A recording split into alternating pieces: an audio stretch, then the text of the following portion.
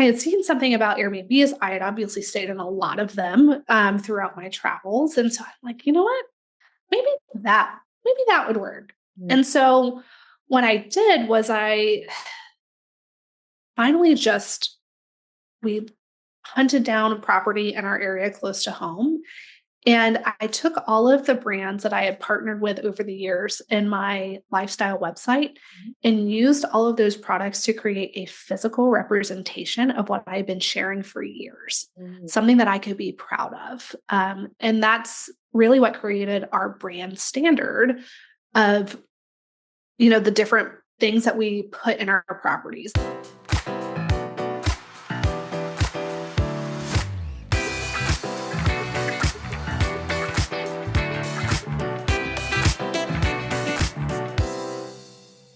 Hi, Madeline. Thank you so much for joining me today. Hi, Marta. Thanks for having me. Yeah, so I'm super excited for us to chat. I know you have lots of things going on and lots of wisdom to share with our audience. So why don't you kick us off and tell us who you are and what you do?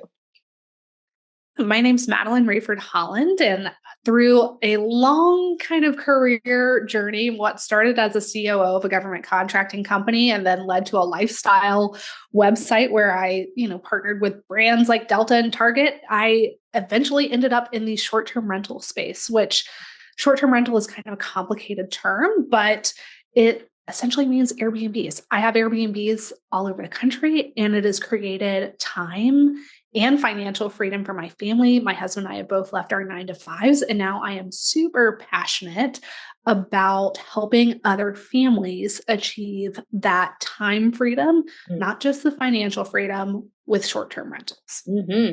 Well, I definitely want to get into how you got into the Airbnb and short-term rentals. But before, super interested in the journey of working a corporate job before and then transitioning into doing lifestyle and partnering up with brands. How was that? It was quite the ride, So if we back it up even further, I went to college thinking I was going to go to medical school and realized that blood and guts were not for me. So instead of changing my major in college, I had a really great career counselor who told me, you know what, don't worry about it. Don't take the extra year in school.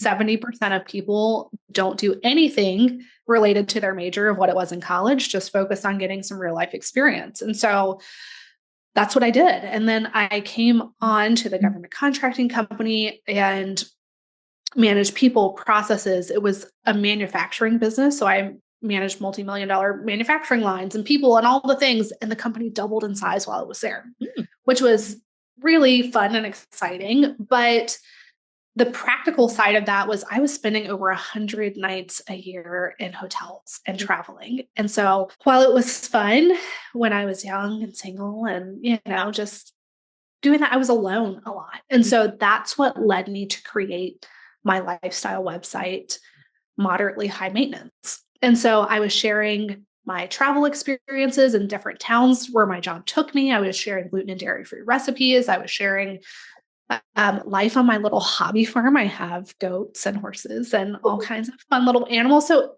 the lifestyle website was just a creative outlet for me. And, my entrepreneurial spirit, even back then, I had brands that started to reach out and say, hey, can we partner with you to share our products on your website? I grew that to a 6-figure business, partnered with brands like Delta Airlines, Wayfair, All Modern, all these household names.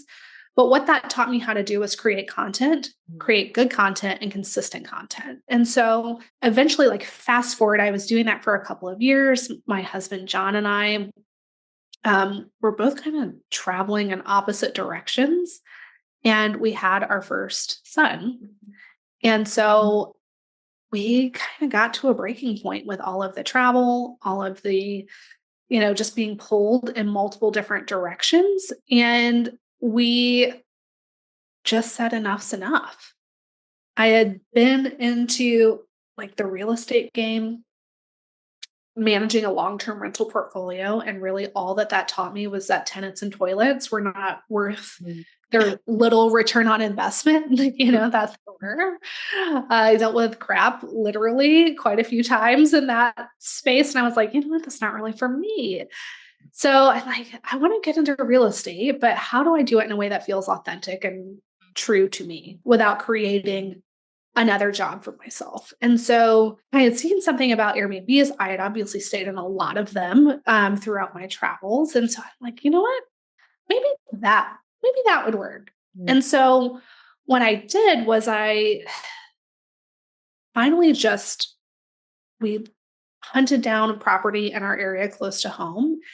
And I took all of the brands that I had partnered with over the years in my lifestyle website and used all of those products to create a physical representation of what I've been sharing for years, Mm. something that I could be proud of. And that's really what created our brand standard of, the different things that we put in our properties. And so we opened our first one and it was so wildly successful that I opened 5 more in the next 6 months.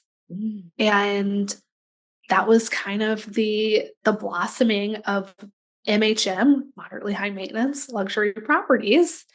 And at that point, I had to put on my little COO hat and say, all right, how do I do this to where it's not taking over my life? Because nothing has changed. I'm still working a 9 to 5. I still have a baby. Oh, and by the way, at this point, I'm pregnant with number 2. How do I make sure that this is just not one more thing on my plate? And so I created a framework and automations and systems to where I was only working in that business a couple of hours a week. And it allowed me to grow and scale, eventually leave my 9 to 5, allowed my husband, John, to leave his 9 to 5. And then I started helping other people do the same because it had just been so transformational for my family. Oh my gosh. Okay. This is like one of my favorite parts of hosting this show is hearing how people go from where they were and the steps, because it's not overnight, but a lot of it is, I have this idea, let me test it out. Let me look into it. It's not like somebody came with a Bible of all of the things that you needed to know and said, here you go, and everything's going to be all right. You just figured it out as you went. Something else, blood and guts wasn't for me. Tenants and toilets. Not for me. And that's part of it too, right? As you test it out, realizing this is not for me. Let me go a different direction. And transferable skills too, the things that you learned with the content creation and then just creating standards for your brand from the lifestyle website, you transfer that into the Airbnb. Tell me more about this 6 months expanding to 5. How does that happen? That's awesome. It's not something I would necessarily recommend for everybody because it was kind of crazy. One of my, I can look back and laugh on it now, but one of the craziest stories I had was, I bought a house without telling my husband with oh, by the way, what we were talking, and so our first property we bought, it was new construction, but the builder had already finished the property and a deal had fallen through, and it just, the way that they designed it, it worked out really well for us. It was a good price point. They didn't have any carpet in the house. It just fit our buy box for what we were needing. And so we had told the builder, we said, if you're doing any more projects in this little area, let us know. We want one of them. And so not too long after, he called us and said, hey, I've got a new construction. I haven't even broken ground on it. I'm pre-selling these properties. Do you want one? And I said, yes, we will take one. He said, there are 5 total. I have another investor who's interested in buying multiple, but you've got one. So John, my husband, was traveling that week, and the builder called me and said, hey, one of the contracts fell through. Do you want the second one? It's the exact same floor plan. There's one house in between, but it would be 2 exact same houses on the same street. I'm calling. He's like, I need to know an answer by the end of the day. And so, of course, he didn't answer the phone. Mm-hmm. And I said, you know what? We'll take it. I'll figure it out.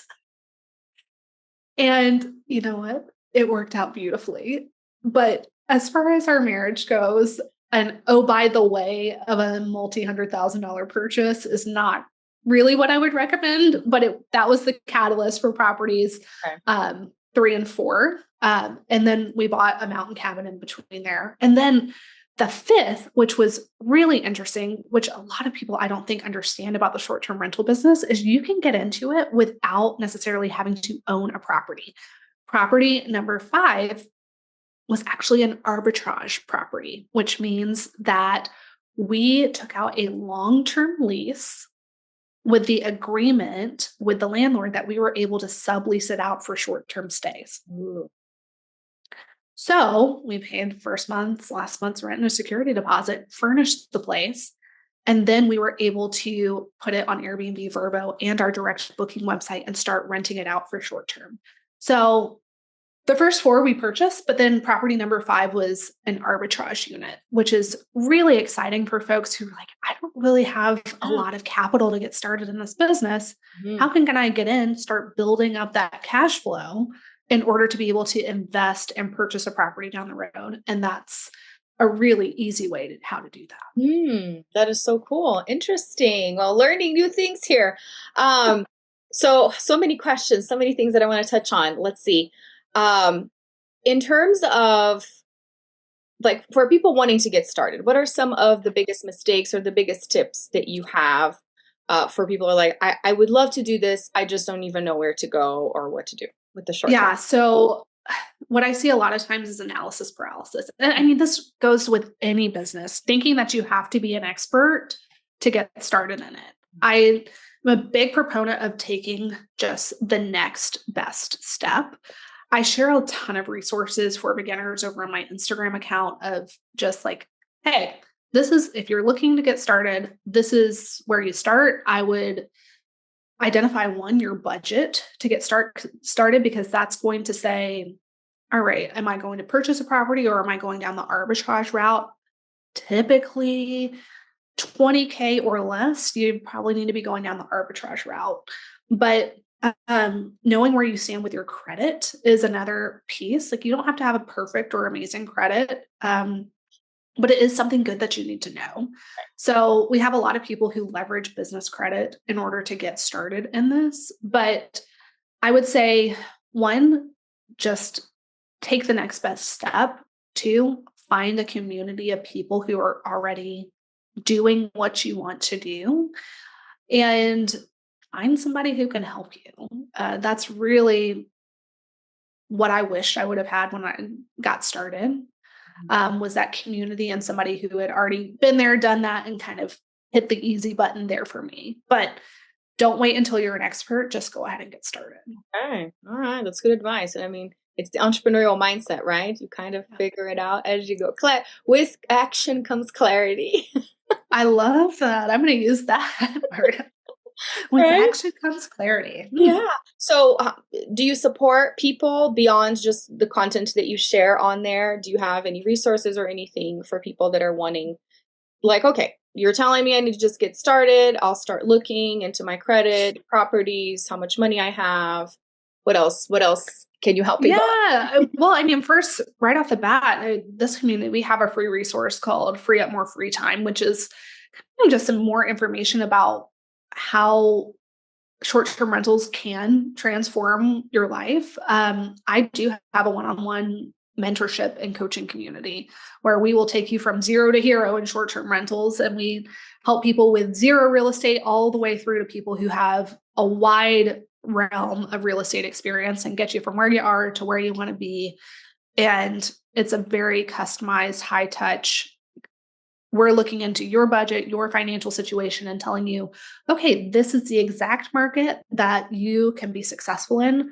Right. One of the big things that have attributed to my success is we focus on quality over quantity. So we want people to have a top tier property in whatever market they choose. And so whatever your budget is, we're going to choose a market that you can have a high tier, high value property in that market. So even if you have a quote lower budget, it just means we're not going downtown Miami or,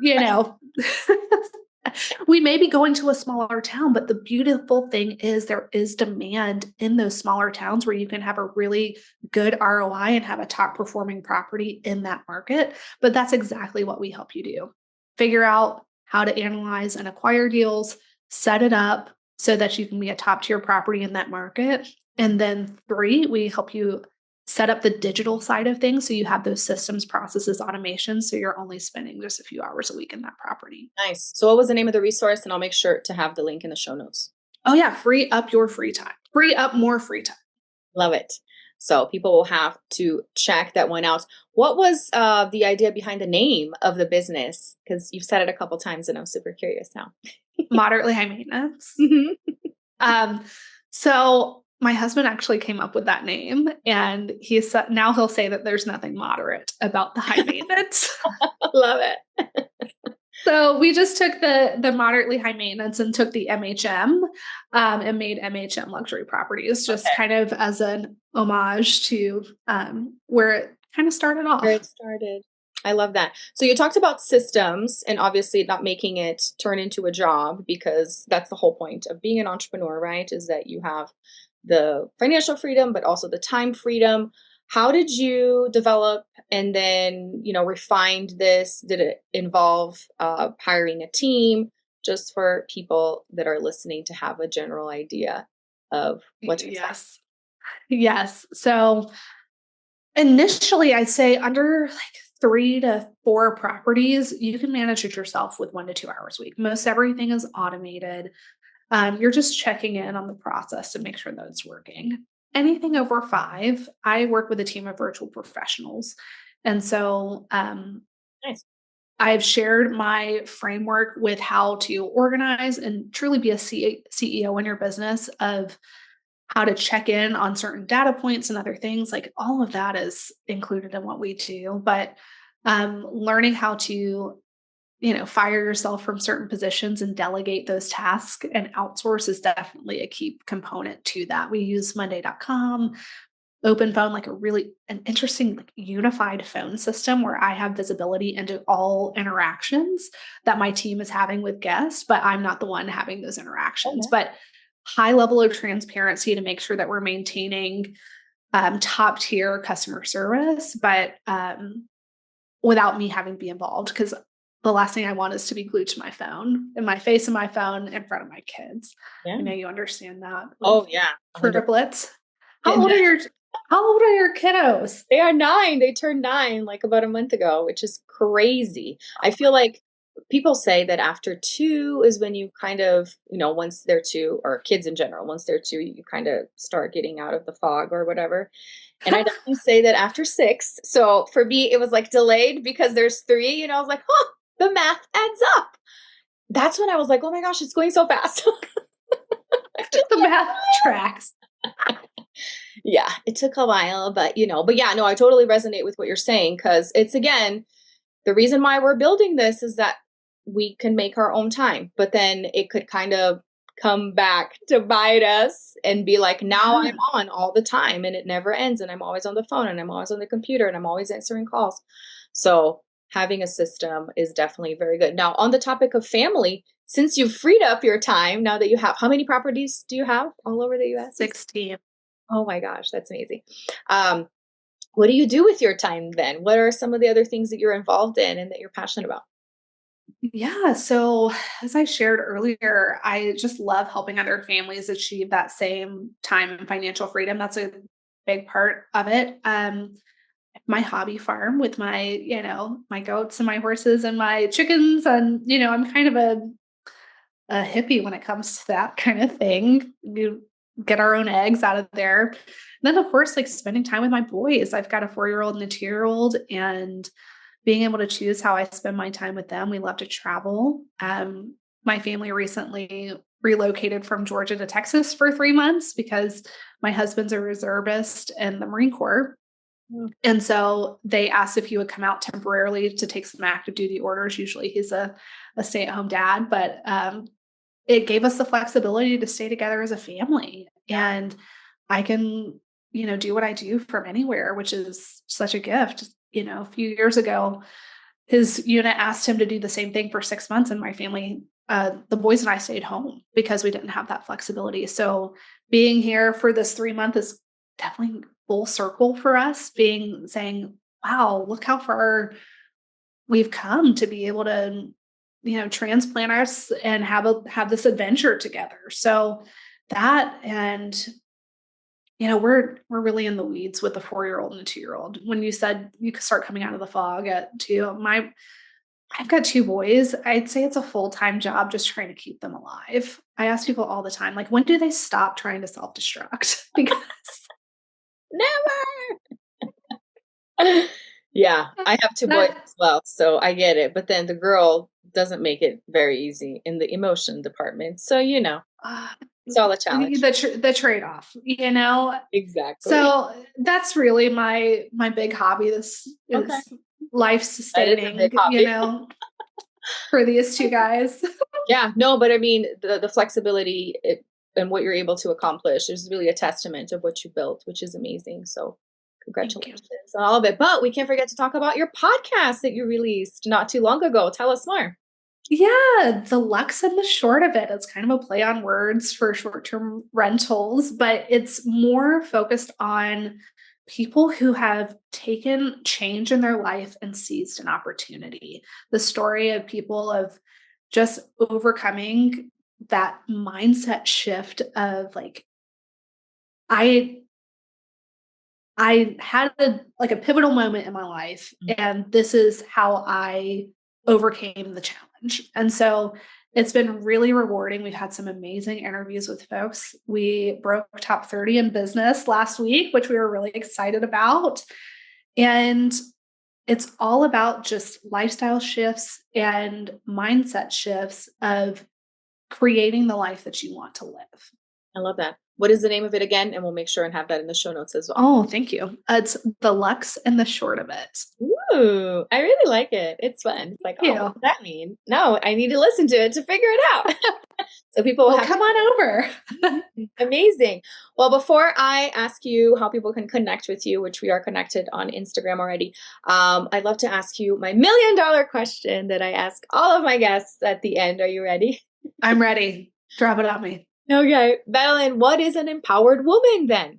An empowered woman is somebody who, one, knows that she doesn't have to compare herself to anybody else because she has everything that she needs inside of her, and somebody who knows that they have the power to create the life that they want. Short and sweet. I love it. Short and sweet. See what I did? I love it. So good. Well, thank you so much for sharing your story and all your wisdom, and get some wheels turning for people to start considering this business idea, right? Because why not? How can people connect with you?